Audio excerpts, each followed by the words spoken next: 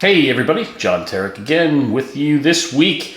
It is an interesting weekend here in Florida. I mean, it's beautiful weather as always, but we're getting cold front that's going to be moving through on Saturday, so who knows what that's going to bring. But I will say that in filming for this episode, again, such good weather. Sorry, my northern friends. So this week we went to a place called Stuart Boathouse. Stuart Boathouse, right next to Riverwalk, where I reviewed last week, right? And I have to say, this one was really good. So we might have a new winner, if you will, for the best fish tacos, at least what I've experienced in my travels. This is the 7th one we're doing already, so this is great. I am loving fish tacos, and the more I think about it, the more I say, okay, well, I'm learning so much from all these restaurateurs and these chefs that are putting these things together, because they're all different.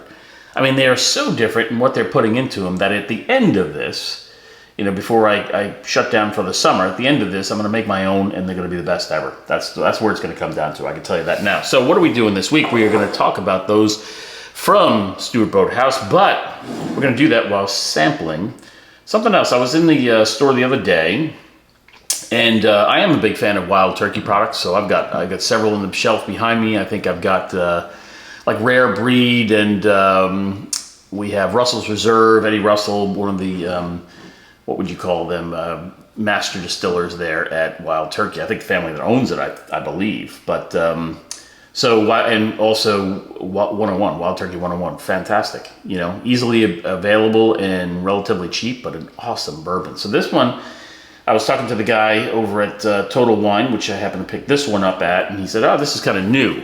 And I said, well, what's new about it? And this one, you'll see Long Branch Kentucky Straight Bourbon Whiskey. It's a small batch. You see some signatures on there. It's actually Matthew McConaughey and Eddie Russell. So they've teamed up. I guess a lot of celebrities getting into the whiskey game now, and generally all spirits in general.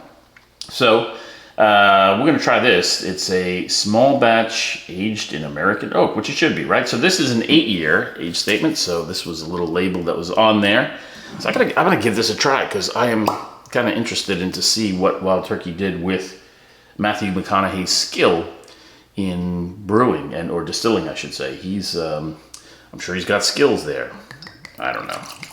You know, the celebrities are able to cash in on things that we're not able to, I guess, sometimes. Because nobody's going to buy a John Terrick, Eddie Russell, like, combination whiskey, right? Well, maybe I'm wrong. Maybe that's where I try to get in the game a little bit. So let's try this Long Branch Kentucky Straight Bourbon Whiskey.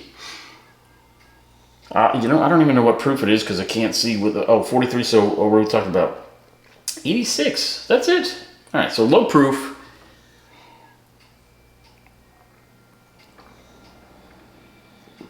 Okay. So I'm going to say very low proof.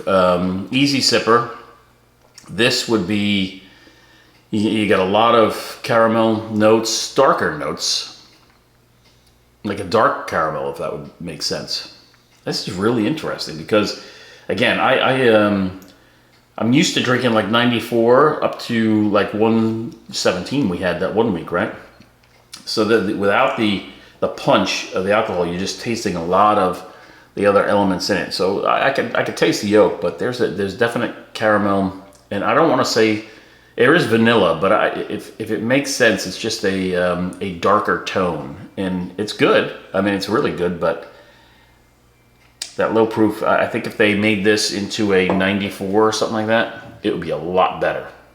But anyway, hey, that's Long Branch. Let me tell you something about Boathouse. All right, so had to get there at 11:45, because I tried to do it last week, and the crowds were incredible. You know, it's season down here. You know what that means, Floridians. For people up north, it's when you guys all come down here and eat in our restaurants and clog up the roads. Hey, but we love you anyway. Please come.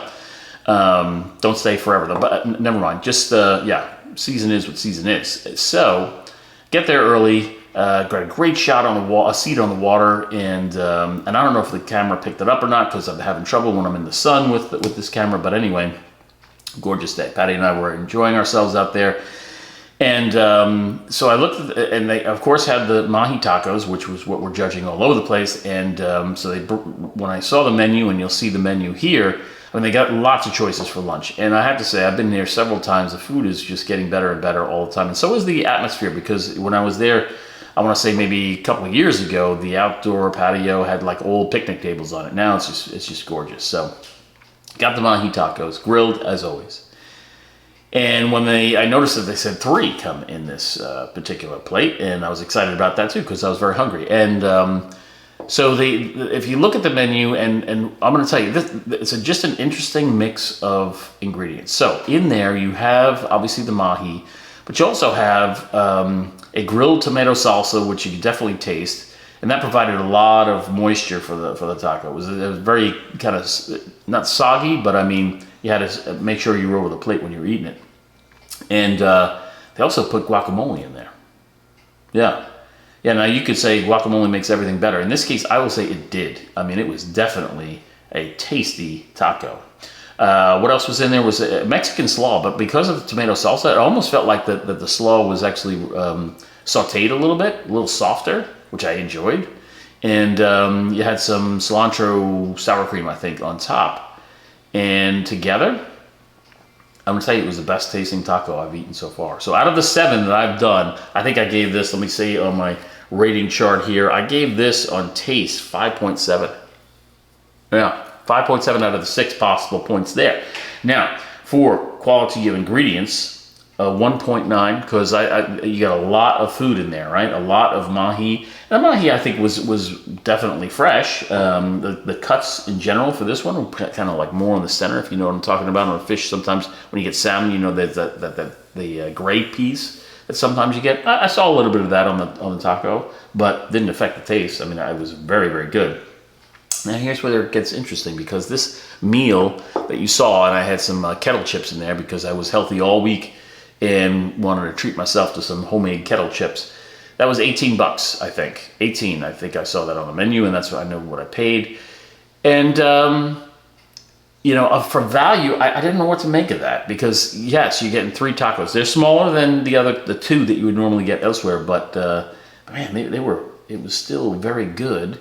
And for $18, I was happy. I left extremely happy because the taste was so darn good and the quality was so darn good. So I went 1.6 because I think I could get that cheaper elsewhere, and I have, in a sense. You know, as you see me go around, you see the average price of the taco is like $6 for that size, or $6.70, right? So $6.75. Now I got 3 here, but they were smaller. Yet the overall, I thought I got a pretty decent amount of food. So I went 1.6, and I probably, you know, I could move that up a little bit, but I'm not going to for now, because you know why? That brings it to 9.2. That's the highest. That is the highest. 9.2. Stuart Boathouse. You got to go check that out.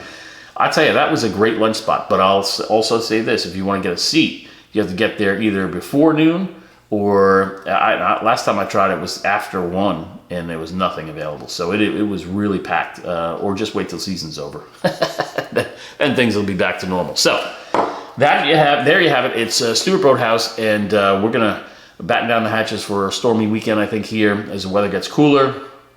It is what it is. It's okay. We've had such great weather anyway. We needed the rain, I think, anyway. So next week, little bit of a twist as we get near Easter. I'll just say that. Those of you who've been following me for a while, that means that I might do a little bit of throwback as we get nearer Easter here, as we are, obviously. Because I'm seeing a lot of Easter candy out there that begs to be tried. So I might be in a blindfold again next weekend, next couple weekends, so we'll see. Fish tacos might have to wait just a couple weeks as I tear through some candy, because you have to do that during Easter. Hey, it's a beautiful weekend where you are. Maybe, I don't know, I hear snow up in the Northeast. I've got freezing cold temperatures all across the West. So if you're stuck in the house, like we might be a little bit here in Florida, that's okay. Make the most of it. Maybe you need to try some bourbon or some scotch or some rye, some of my favorite things. I've counted now, and my shelf is 88 bottles. 88 bottles in my collection, which I'm quite proud of. I don't know why. Am I going to get to 100? I don't know. The shelf is getting pretty packed. But it's an amazing art form, an amazing craft, and I do love it. So get snuggled up, I guess, if you're cold out there. Enjoy your weekend. I'm praying for you. We'll see you next week for something a little different, but familiar. Bye.